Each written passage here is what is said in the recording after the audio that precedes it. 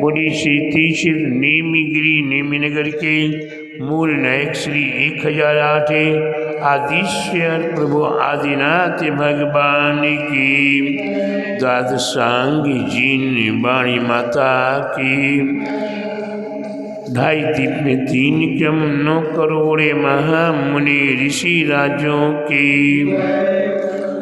आचार्य गुरुवरिक स्वाठी परम तपस्विचारी परमति श्री संत श्रमणी पंचवर्ष के जल की त्यागी स्वतंत्र सेनानी ज्ञान वृद्धि तपोवृद्धि वयोवृद्धि वात्सल्य मूर्ति आचार्य श्री स्वाठी नेमी सगर जी महाराज की जय।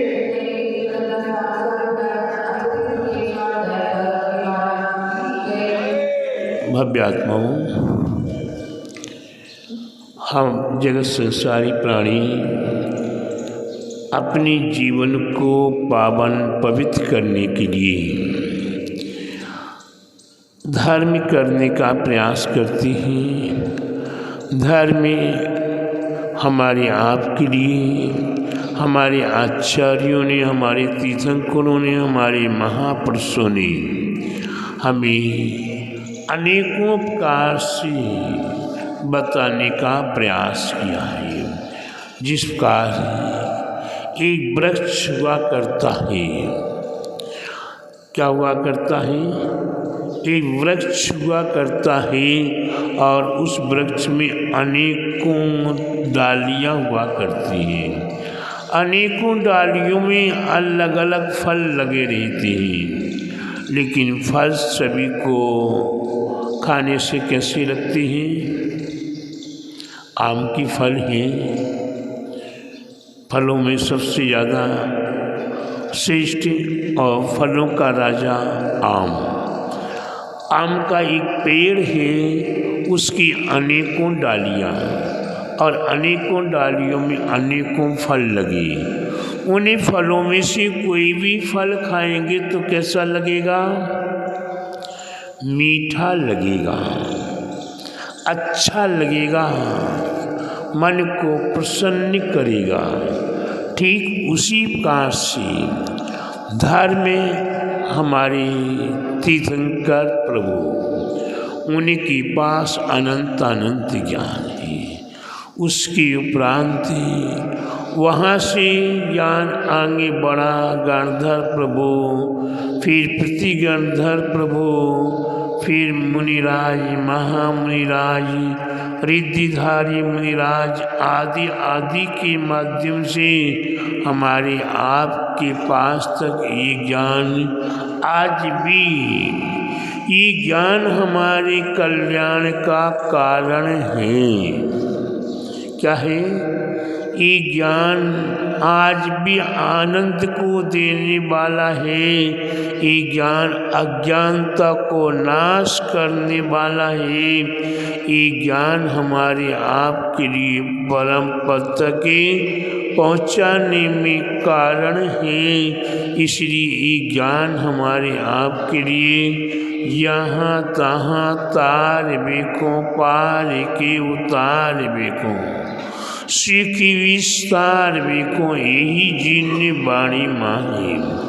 ये जिनवाणी माँ, ये जिनवाणी माँ में हम कहीं उल्लेख देखते हैं कि पूजा करने से महानता मिलती है, पूजा करने से पुण्य प्राप्त होता है। कहीं पढ़ते कि दान देने से पुण्य प्राप्त होता है, कहीं 60 आवश्यकों का वर्णन पढ़ते हैं, कहीं 5 अणुव्रतों का वर्णन करते हैं, कहीं 10 धर्मों का वर्णन पढ़ते हैं, कहीं 16 कारण भावनाओं का वर्णन पढ़ते हैं, कहीं 12 भावनाओं का वर्णन पढ़ते हैं। प्यारे बंधु, इनमें कहीं भी मतभेद नहीं है। ये कोई भिन्न भिन्न अलग अलग नहीं है। एक ही डाली की सभी, एक ही वृक्ष की सभी शाखाएं हैं। हम अपने जीवन में बिल्कुल भी भेद रहित होकर, विकल्प रहित होकर, लेकिन किंतु परंतु से रहित होकर इस धर्म को हमें श्रवण करना है। जो व्यक्ति धर्म को श्रवण करना शुरू करता है उसका जीवन अपने आप में महान है। बस अंतर इतना है, किसी को दान देने का शौक है, किसी को यात्रा करने का शौक है, किसी को पूजा करने का शौक है, किसी को स्वाध्याय करने की रुचि है, किसी को आहार देने की रुचि है, किसी को मंदिर बनाने की रुचि है, किसी को औषध दान देने में रुचि है, किसी को ज्ञान दान देने में रुचि है। तो प्यारे बंधु, ये अपना अपना रुचि का विषय है। ये कोई कहे कि नहीं ये मत करो, ये करो, ये मत करो, ये मत करो, नहीं। जिसको जहाँ लगन लग जाए, क्या, जिसको जहाँ लगन लग जाए। किसी को दया सागर के प्रति रुचि है, किसी को विद्या सागर जी के प्रति रुचि है, किसी को सुधा सागर के प्रति रुचि है, किसी को और अन्य अन्य साधुओं के प्रति रुचि है। तो आप ये नहीं कह सकते हो कि आप इनको छोड़ के इनको मानो, इनको छोड़ के इनको मानो। ये नहीं, जिनको जहाँ रुचि लग रही है, जिनको जहाँ शांति मिल रही है, जिनको जहाँ अपने नाना प्रकार के संसारिक विकल्पों को त्याग करने में आनंद आ रहा है, वही वास्तव में धर्म है। क्या है? वही वास्तव में धर्म है। हमारे आचार्य विद्यासागर जी महाराज ने और गुरुवर आचार्य नेमिसागर जी महाराज ने एक बार बहुत अच्छी बात कही थी, आप बिल्कुल भी पढ़े लिखे नहीं हो। क्या नहीं हो? बिल्कुल भी पढ़े लिखे नहीं हो, आपको कुछ भी नहीं आता है। आप एक घड़ी ले लो, क्या ले लो? घड़ी ले लो, और घड़ी के 3 कांटे हैं। कितने कांटे हैं? 3 कांटे होते ना। 3 कांटों में से एक कांटे को आप देखना शुरू करो। वो कांटा, मान लीजिए आपने सेकंड का कांटा देखा, बड़ा वही होता है ना, तो उस कांटे को धीरे धीरे टिक करके आता है, चल रहा है। आपकी निगाह सारी दुनिया से हट जाए। कहाँ से हट जाए? सारी दुनिया से हट जाए, केवल एक कांटे पर आपकी दृष्टि बनी रही, यही आपका धर्म हो गया, यही आपकी एकाग्रता हो गई, यही आपका ध्यान हो गया। अगर उस ध्यान में आप ओम ओम ओम ओम ओम ओम ओम, एक एक कांटा एक एक सेकंड बढ़ रहा है और आप एक एक ओम बोल रहे हैं। प्यारे बंधु, असंख्यात असंख्यात गुना पुण्य आपने संचय करना शुरू कर दिया। प्रभु है, जिनेंद्र भगवान की मूर्ति आपके सामने है, आप जिनेंद्र भगवान की ओर देखते हुए बैठ जाओ, कुछ भी मत याद कीजिए, बस भगवान है, इतना अकेला विश्वास कर लीजिए कि ये भगवान है, और आप भगवान को देखते रहिए। यहाँ वहाँ से दृष्टि अलग कर लीजिए, एकाग्र दृष्टि भगवान की ओर हो जाए। प्यारे बंधु, आपको याद कराऊं कि हमारे वे कुंद आचार्य पूर्व भाव में वे ग्वाला के रूप में थी। किसके रूप में थी? ग्वाला के रूप में थे। गाय भैंस चराने के लिए जंगल में जाते थे। उन्हें एक ग्रंथ मिल गया। क्या मिल गया? ग्रंथ मिल गया। ग्वाले को न पढ़ा है न लिखा है, कुछ नहीं आता।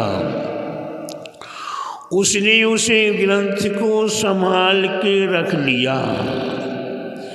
विचार कर लिया कि इसके योग्य कोई मिलेगा, मैं उसको ये ग्रंथ दूंगा। धीरे धीरे वो ग्रंथ एक दिगंबर साधु को दिया। दिगंबर साधु ने उस ग्रंथ को देखा और देखकर अपने माथे पर रख लिया, सीने में लगा लिया।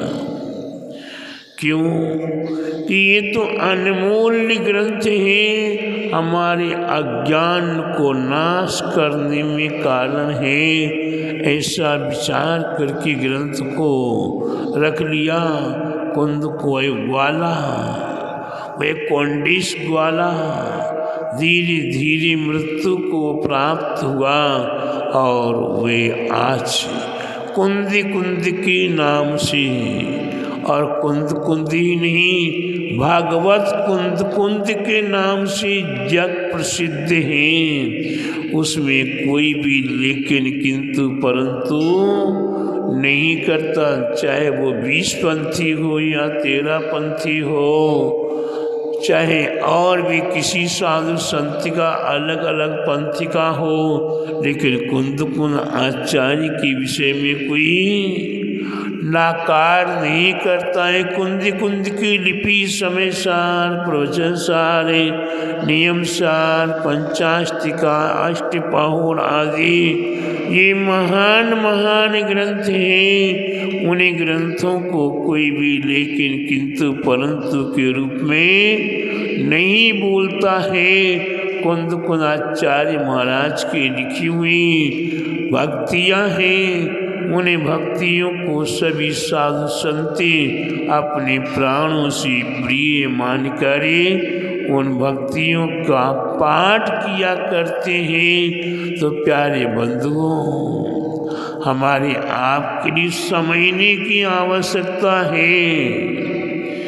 क्या समझने की आवश्यकता है कि हम अपने जीवन में जो भी धर्म करें, इसमें लेकिन किंतु परंतु को छोड़कर निर्विकल्प होकर, आज आप नेमिगिरी में पूजा करें, नेमिगिरी में भक्तमर विधान करें, नेमिगिरी में 22 फरवरी से 28 फरवरी तक के पंचकल्याण प्रतिष्ठा महोत्सव कर रहे। यह होने वाले पंचकल्याणक में आप सभी आगे बढ़ चढ़ के सहभागी बन के परम पुण्य का संचय करने का प्रयास करें। ये आपके जीवन में इस भव्य पुण्य का कारण है और आगे भी भावांतर में पुण्य का कारण है।